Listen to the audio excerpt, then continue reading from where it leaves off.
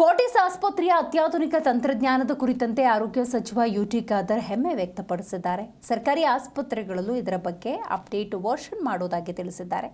ಹಾಗೆ ಈಗಿನ ಯುವ ಜನತೆ ಇದರ ಬಗ್ಗೆ ತಿಳುವಳಿಕೆ ಹೊಂದಿರಬೇಕು ಅಂತ ತಮ್ಮ ಅಭಿಪ್ರಾಯವನ್ನು ತಿಳಿಸಿದ್ದಾರೆ. ಹೌದು, ಯುಟಿ ಖಾದರ್ ಜೊತೆ ನಮ್ಮ ಪ್ರತಿನಿಧಿ ಭವ್ಯ ಸುನಿಲ್ ಮಾತಾಡಿದ್ದಾರೆ. ಬನ್ನಿ ಕೇಳೋಣ.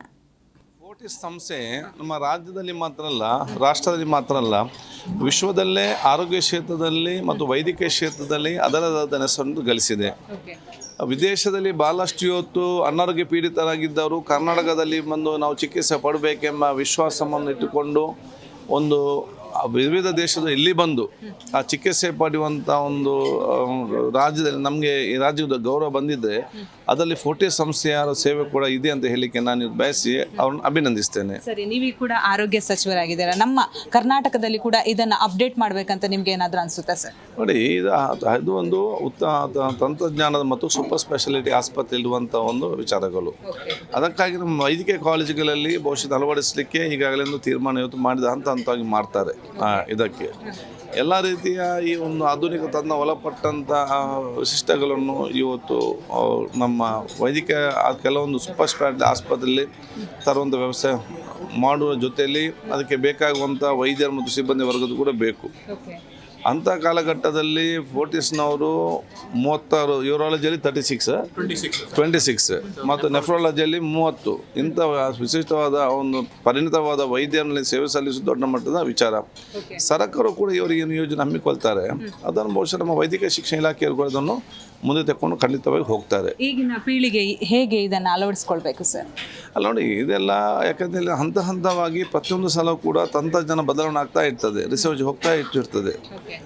ಅದಕ್ಕೆ ಅನುಗುಣವಾಗಿ ಶಿಕ್ಷಣ ಕೂಡ ಪಡಿತಾ ಇದೆ. ಎಲ್ಲ ಬಹುಶಃ ವೈದ್ಯರು ಯಾರಿದ್ದಾರ ಇದರಲ್ಲಿ ಪರಿಣಿತರಾಗಲಿಕ್ಕೆ ಕಲಿಬೇಕು. ಅಷ್ಟು ಸುಲಭ ಇಲ್ಲ, ಇದು ಭಾಳ ಕಷ್ಟದ ಕೆಲಸ ಮತ್ತು ಅಷ್ಟು ತಾಳ್ಮೆ ಬೇಕು, ಅಷ್ಟೊಂದು ಧೈರ್ಯ ಬೇಕು, ವಿಶ್ವಾಸ ಬೇಕು ಇದರಲ್ಲಿ. ಅದಕ್ಕಾಗಿ ಯುವಕರಿಗೆ ಕೊಡೋದು ಅವಕಾಶ ಈ ರೀತಿ ಒಬ್ಬಟ್ಟಿಕೆಲ್ಲ ಬಂದ ಸಂದರ್ಭದಲ್ಲಿ ಹೆಚ್ಚೆಚ್ಚು ಕಲೀಲಿಕ್ಕೆ ಬೇಕಾಗಿ ಇಲ್ಲಿ ಟ್ರೈನಿಂಗ್ ಪಡೆದುಕೊಂಡು ಬೇರೆ ಕಡೆ ಸೇವೆ ಮಾಡುವಂಥ ಅವಕಾಶ ಕೂಡ ಖಂಡಿತವಾಗಿಯೂ ಆಗ್ತದೆ. ಆದ ಕಾರಣ ಯುವ ವೈದ್ಯರಿಗೆ ದೊಡ್ಡ ಮಟ್ಟದ ಒಂದು ಪ್ರೇರಣೆ, ಪ್ರೋತ್ಸಾಹ ಮತ್ತು ಆತ್ಮವಿಶ್ವಾಸ ಕೊಡುವಂಥ ಒಂದು ಸಂಸ್ಥೆ ಫೋರ್ಟಿಸ್ ಆಗಿದೆ ಅಂತ ಹೇಳಿ. ವೈದ್ಯರ ಬಗ್ಗೆ ಒಂದೆರಡು ಮಾತು ಹೇಳೋದಾದರೆ, ಪ್ರತಿಯೊಬ್ಬರ ಜೀವನ ಬೆಳೆಸುವಂತಹ ವೈದ್ಯರು, ನೀವೊಂದು ಮಂತ್ರಿಯಾಗಿ ಏನು ಹೇಳ್ತೀರಾ? ನೋಡಿ, ವೈದ್ಯರು ಅಂತ ಹೇಳಿದರೆ ಅದು ಬಂದೊಂದು ಪ್ರೊಫೆಷನ್ ಮಾತ್ರ ಅಲ್ಲ, ಅದೊಂದು ಹುದ್ದೆ ಅಥವಾ ಒಂದು ಕೆಲಸ ಮಾತ್ರ ಅಲ್ಲ. ವೈದ್ಯರಂದರೆ ಜನ ವಿಶ್ವಾಸ ಮತ್ತು ಜನರೊಂದು ಆಶಾಕಿರಣ ಆಗಿದ್ದಾರೆ. ಅವರ ಕಷ್ಟ ಕಾಲದಲ್ಲಿ, ಅವರ ನೋವಿನ ಸಂದರ್ಭದಲ್ಲಿ ಬಹುಶಃ ಕುಟುಂಬದ ಜೊತೆ ಅವರು ಇರ್ತಾರೆ ಮತ್ತು ಆ ಕುಟುಂಬಸ್ಥರನ್ನು ಅವ್ರು ಬದುಕಿಸ್ತಾರೆ ಎಂಬ ವಿಶ್ವಾಸ ಮುಖಾಂತರ ಅವರು ಇವತ್ತು ಬಂದು ತಮ್ಮ ಬರ್ತಾರೆ. ಅದಕ್ಕಾಗಿ ದೇವರ ಸಮಾನ ಇವತ್ತು ವೈದ್ಯರನ್ನು ನೋಡ್ತಾ ಇರುವಂಥದ್ದು. ಅದು ನಿಕಟವಾದ ಸಂಪರ್ಕ ವೈದ್ಯರ ಮತ್ತು ಪೇಷಂಟ್ಗಳಿಗೆ ಒಂದು ನಿಕಟವಾದ ಒಂದು ಮರೆಯಲಾರದಂಥ ಒಂದು ಕನೆಕ್ಷನ್, ಸಂಬಂಧ ಖಂಡಿತವಾಗಿ ಏರ್ಪಡ್ತದೆ. ಅದಕ್ಕೆ ಉತ್ತಮವಾದ ಸೇವೆ ಮಾಡ್ತಾರೆ, ಜನ ವಿಶ್ವಾಸ ಕೊಡ್ತಾರೆ. ಜನ ಕೂಡ ಅದಕ್ಕೆ ಸಂಪೂರ್ಣ ಸಹಕಾರ ಕೊಡಬೇಕು. ಎಲ್ಲ ಸಂದರ್ಭದಲ್ಲಿ ಎಲ್ಲ ಕೂಡ ವೈದ್ಯರು ಮಾಡಲಿಕ್ಕೆ ಆಗೋದಿಲ್ಲ. ವೈದ್ಯರಿಗೆ ಅವ್ರ ತಂದೆ ತಾಯಿನೇ ಬದುಕಿಸ್ಲಿಕ್ಕೆ ಕೆಲವು ಸಂದರ್ಭದಲ್ಲಿ ಆಗೋದಿಲ್ಲ.